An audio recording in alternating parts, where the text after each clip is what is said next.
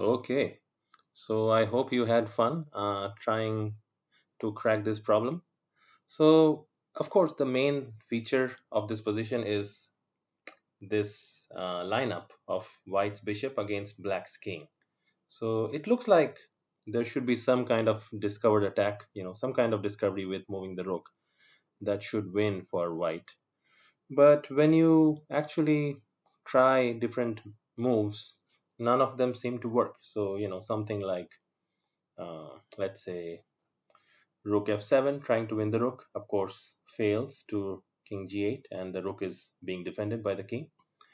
And if you go back, I go back, if you try to checkmate me somehow, let's say uh, rook g1, then white's, black simply moves away.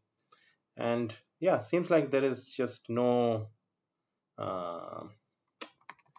no way, for white to make anything out of this situation, this alignment. But there is actually a move, a very clever and counterintuitive move that wins for white. So if you have found it, congratulations. I mean, you can pat yourself on the back because this is a rather unusual idea. So white wins with the incredibly amazing king a2. So yes, king a2 is the winning move. Now, if you are seeing this and you hadn't found the solution, you must be wondering what on earth does this do? So what this does is it passes the move to black. Now black has to move, and notice that his king cannot move. That means the rook is forced to move and separate itself from the king.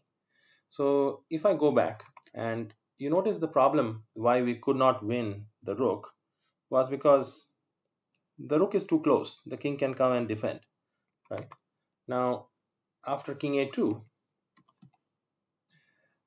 it is black's move and black has to do something with this rook. Now if he moves it anywhere, which he has to, let's say rook e8 for instance, now rook e7, and I win the rook and win the game. So his obvious try is to, throw a check. But the point is you block the check and attack the rook. So you block the check with a check of your own. So you are blocking the check here, but you are also, it is a check. So you end up winning the rook anyway. Now you may think, why not king b1 with the same idea? Transferring the move back to black. Well, the problem here is this check you cannot block with the rook, so you are not able to make use of this alignment of the bishop, and you are not able to give a discovery.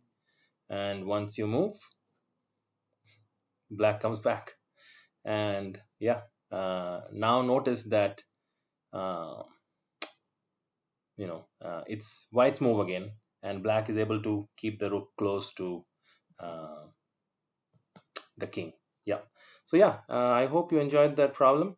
Very interesting solution. So I would say what you can take away from this is the use of logic. So trying to understand why none of the discoveries are working and figuring out that we need to pass the move to black in a clever way, and then you may find king a2.